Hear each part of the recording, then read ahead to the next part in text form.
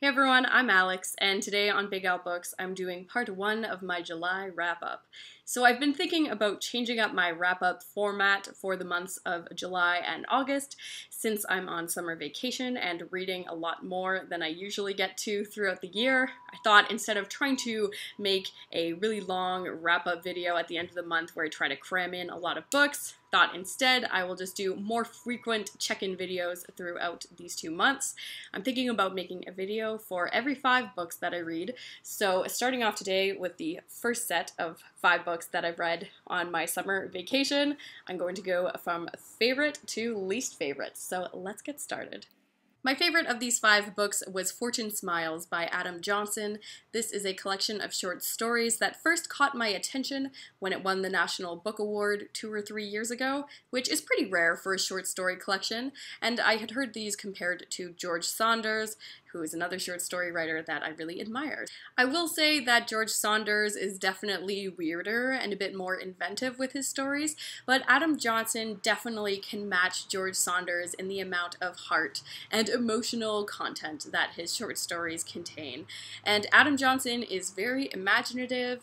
There are, I believe, 7 stories in this collection, and they all take place in very different parts of the world, but Adam Johnson does such a good job of really taking you to each of those places and really giving you a lot of small details to make you feel like you really know what it's like to be there. He's also great at crafting these solid and complex characters, many of whom are uncomfortable and people that you might try to write off initially, but he does such a good job of inviting you into their life and really giving you a detailed backstory into who they are and why they're still a person that is worth reading about. Most of these stories are on the chunky side, clocking in at around 50 to 80 pages, but it is a very satisfying feeling if you are able to devote the time to reading one story in one sitting, and I will say each of them do have a lot of payoff for the time that you put into them.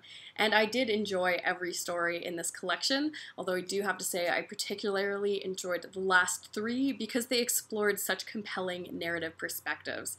So there was one story about a man who accidentally leaves North Korea with his friend and realizes that he's homesick and he wants to try to find his way back there. Then there's a story about a man who used to be a warden in a prison in East Germany, and when he looks back on his life, he feels pretty proud of his career as he ran a very efficient and orderly jail. But when the jail reopens as a museum with tours that are led by the former prisoners who are not very fond of their experiences there, he has to come to grips with the experience of being on the wrong side of history. He has to try to reconcile with what actually went on in that prison. Lastly, my favorite story in this collection was from the perspective of a man who has pedophiliac tendencies, so of course it is extremely uncomfortable to read about. I think that is a perspective that most authors would try to avoid unless you're Nabokov, and it's not at all like Lolita. He's not a suave narrator who's trying to convince you that his actions are okay. Rather, he is a narrator that is very haunted by his past and tormented by his desires, and he is really trying to keep his behavior in check and to find a way to move forward with his life in a more positive direction. So this was a story that was very disturbing, but also really heartbreaking at the same time, and I think it takes a pretty talented author to pull off that balance. Also, there were a few Nirvana references in a few of these stories, which made me really happy. So I can highly recommend this collection. If you like a nice, meaty short story that will leave you with a lot to think about, you should definitely try out Fortune Smiles. The next book I have to talk about is a classic. That is Robinson Crusoe by Daniel Defoe. Now, this is actually a book that I didn't really enjoy all that much, but that just goes to show you that I don't really love the next 4 books that I'm going to be talking about, but they were still worthwhile reads in their own way, and that's how I especially feel about this one. You know, it is definitely tedious, right? I'm sure most of you know the plot. This is about a man who gets shipwrecked and has to rebuild his life on this deserted island until one day he finds a footprint in the sand and realizes he's not alone. So that's a pretty straight up story, and I can tell you, this can get really boring when it's just one guy chilling by himself on an island. There's not a lot that's going on, right? Like, it's hard to have a fantastic plot. There are some moments of action and adventure, particularly before and after he gets shipwrecked. So the beginning and the end of the book have some kind of fun plot points. In the beginning of the book, he gets captured by pirates. At the end of the book, he has to face off with like 300 wolves in Europe, which is ridiculous. So I did enjoy when Crusoe was just very dramatic about telling his stories, and I did like those parts of the middle of the book when he would really just get into the emotions that he was feeling, especially when he was just having big temper tantrums and freakouts about his situation. But ultimately, this is kind of about his spiritual redemption, so there is that kind of salvation narrative where he realizes that he was living a very heathen lifestyle and that the Lord saved him and he is going to become a better person and all that, which is fine from a moral perspective, but not as much fun from this reader's perspective. Although I found it difficult to take Robinson Crusoe seriously as a moral hero when he is just so overtly racist. Like, this is a book written from a staunch Eurocentric perspective, and you can say what you will about this being a product of its time, it is still deeply uncomfortable. Like, anytime that Robinson Crusoe is interacting with a person of color, I just wanted to cover my eyes and not have to deal with it. So the racism is pretty brutal in this text, so definitely be warned of that. But aside from that, it was a okay read. Definitely has its boring moments. It has its fun moments though, so I would say it's kind of best reading in small doses, like maybe 15 pages at a time, spaced out over a few weeks so that you don't get too sick of Robinson Crusoe, because that's definitely fair. I recently learned that there is a sequel to Robinson Crusoe that came out in the same year as this book did, but you just virtually never hear anyone talking about it. So I'm just curious if anyone out there has read or wants to read the Robinson Crusoe sequel, because I'm not gonna lie, I'm not very convinced at this point. I think that this was more than enough of this man than I can stomach, but I'm sure it would be quite the adventure to read some more about Robinson Crusoe traveling around the world and being racist to everyone that he meets. So let me know if you've heard of that sequel. Next up, I have Meaty by Samantha Irby. These are essays from an author who is known for her humorous blogging, and I'm not gonna lie to you, this was a cover buy for me. I saw it in the bookstore, and I thought to myself, I don't think I own any books that are hot pink and featuring a hedgehog on the cover. I should fix that.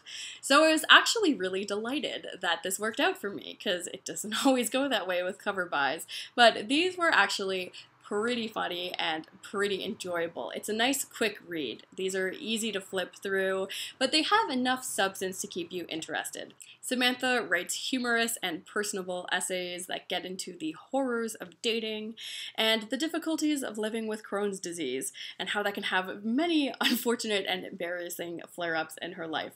So these essays are really funny. She doesn't take herself too seriously, but yet you come away from this book with a real respect for her character. There is one especially intense essay in here about how she was taking care of her mother who was really sick with MS while she was also trying to get through high school. So I did come away from this really liking Samantha Irby. I didn't like the structure of this book where there were different recipes posted throughout the book. That never works for me. I just never find it enjoyable to read about cooking and recipes. So aside from that though, this was a really fun collection. Does get a little bit repetitive, but it's also quite quick to burn through. So this one was pretty fun if you're looking for a laugh. The next novel I have to talk about is Swamplandia by Russel. This is one of those books that I've just been meaning to get to for a few years, and summer felt like the perfect time to read it as we were having a bit of a heat wave, and this book is set deep in the swamps of Florida.